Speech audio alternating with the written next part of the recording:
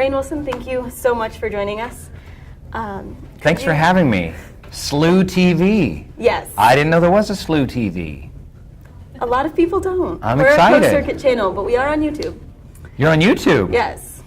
I'm going to be famous. I'm going to be YouTube star. So I do want to talk about your role as Dwight on The Office, which I think most people here know you for. Yes. But I would like to start by talking with you about another initiative that you've started called Pancake. Can you tell us how that started? Yeah, so Pancake, a lot of people know us from our YouTube channel, but we started as a website. We have an app and a best-selling book. And when I started getting well known for The Office, I saw an opportunity to do something really cool and different and unique on the web that no one had done before. I wanted to do content that was uplifting and brought people together and challenging as well, and about big ideas. So what we settled on was exploring life's big questions, what it is to be a human being. And that's what we try and do. We try and challenge people, bring people together, make the world a better place by talking about creativity, philosophy, and spirituality. And in doing that, do you see the site having an impact? Do you see the site making people question things more? What do you see its impact? Yeah, the site has done very well, and we have a nice community of people there that pose questions and talk about life's big issues and stuff like that. And the book added to that. But really, it was our YouTube channel where our project kind of came alive, where we really found our voice. We have a lot of great shows on our YouTube channel, like The Science of Happiness is one of them. My Last Days is one of them. And of course, Kid President, who's kind of our big YouTube star that we created. And everything that we do does what I'm talking about. It explores life's big questions, tries to challenge people and inspire them, and make the world a richer, more meaningful place. It does, yes. I've seen that it covers a really wide range of areas, though, when you're doing that. So do you feel like you have a real defined focus, or is there much that doesn't fit into what is Pancake? Yeah, well, we often have that conversation. We're kind of like, we'll do great shows, and then we'll always talk about it like, yeah, but is it really Pancake? Is it pancakey enough? And sometimes we'll try out pilots and we just feel like it's not quite right. Like sometimes we do comedy stuff and it just doesn't feel like us. It doesn't feel like our voice. We do stuff that's funny, but not necessarily like comedy. And also there's plenty of YouTube channels doing comedy, and they do it very well. Funny or Die, College Humor, Jash, there's a bunch of great places. So we don't want to be in competition with them. That's not really what we do. So it's an ongoing conversation that we have as a media company. Very cool. And you're primarily on the internet. Do you see the internet as something that was really necessary to get your message across, or do you see it as something that could have existed without the internet? No, we really wanted to be a web company and have a strong web presence. We'd like to move out more into television and into live events as well, but I think the web will always be our home base. There's something about Pancake that's very democratic. It's about regular people, young people coming together and spreading good news and having a good time, and that's our community. Is that an expansion that we can expect to see soon? Well, we are going to do a Kid President TV show at some point in the near future. I'm not exactly sure where or when, but it's all in the process of happening, so it'll definitely be on the air at some point. And we've already done a documentary special on teenage depression and suicide for MTV, and we did a music special for VH1, and we did a special on the Oprah Winfrey Network. And we're hoping to do more of kind of reality television, but also television that has a message, that has a mission, that is in line with the mission of who we are and what we're about. If you had to sum that mission up into one or two sentences, what exactly is it? We want to uplift and challenge the viewer and touch people's hearts in discussions of life's big issues that include philosophy, creativity, and spirituality. Okay, so on the message of spirituality, I was interested, I noticed your faith, the Baha'i faith, it's one that a lot of people might not be particularly familiar with. So can you kind of try and tell me in a nutshell, I know it's always hard to put in a religion in a nutshell, but what you believe as a Baha'i? As a Baha'i? Yes, so I grew up a member of the Baha'i faith, and I left it for a long time when I was in my 20s and early 30s. I didn't want anything to do with religion or faith or morality or anything like that. I, like many young people, I rejected the faith of my parents. And then came back around through that's kind of a long story. We don't really have time for that now, but I'm talking about that tonight here at your college. Basically, the Baha'i faith believes that there's only one God. So all of the people that are worshiping any kind of God or great spirit or higher power out there, whether it's Yahweh or Allah or God or whatever you want to call it, there's only one God.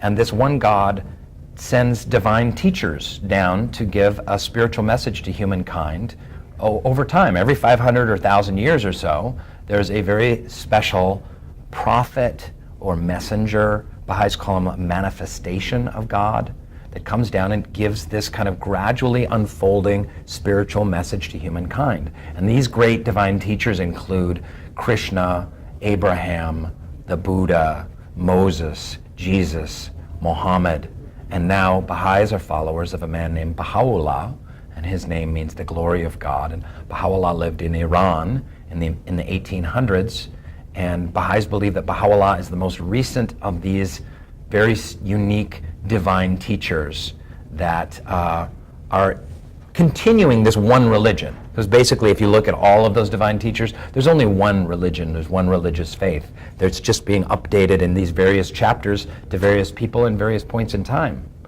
It's easy to point at all the differences in the religions, but if you look at their essences, there's way more in common than there is not.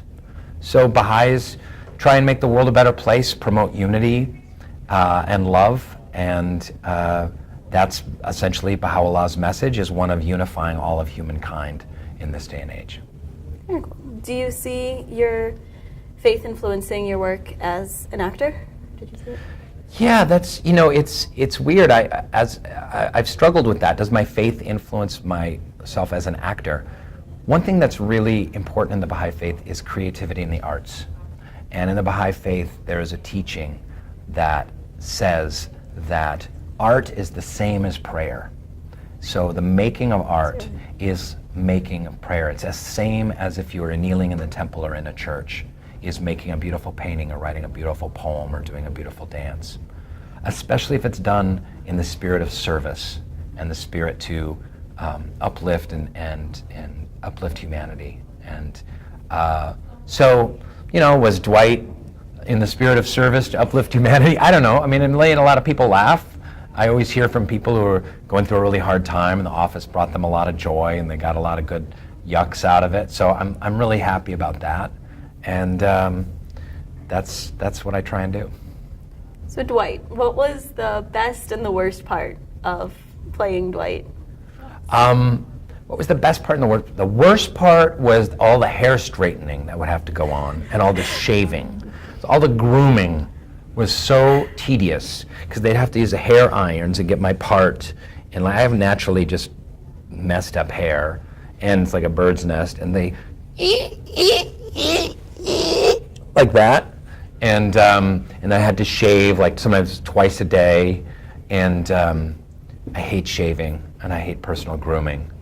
Although I'm clean, folks, I'm clean, minty fresh, and so. That was the worst part. The best part of playing Dwight were the, as Michael Scott would say, the people.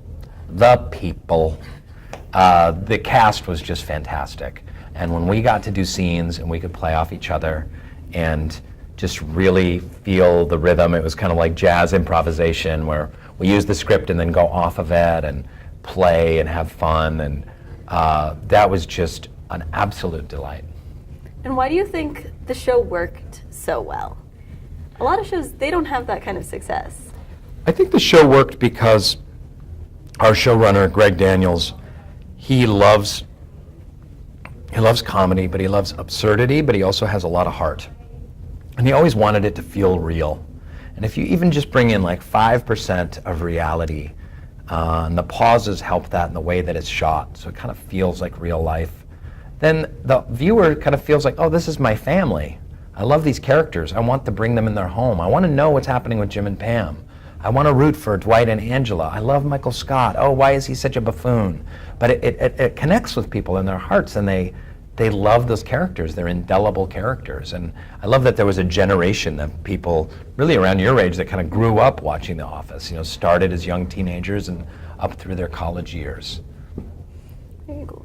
Do you think you would ever sign up to do a show that would run so long again, or? Well, I just signed up to do another TV show. So who knows? Could be another 8-9 years of doing a different TV show. It's kind of scary.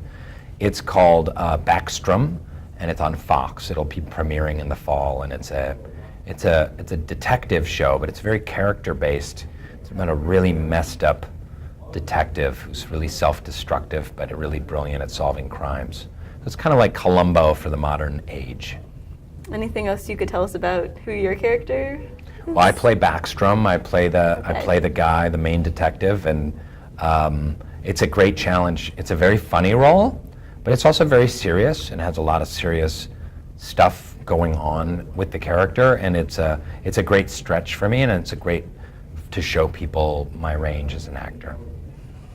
Do you know yet when we'll be seeing anything, any episodes? The episodes of Backstrom? Yeah. Do you know when? Yeah, it will be on in September on Fox. Very cool. Yeah. I look forward to seeing it. Good. Anything else I should have asked you? No. Give me a high five. Okay. Don't leave me hanging. Rainn Wilson, thank you very much. SLU-TV! Come on, SLU! You're slaying. SLU-TV. You'll be slayed. Slaya, playa, slaya, playa, SLU. But you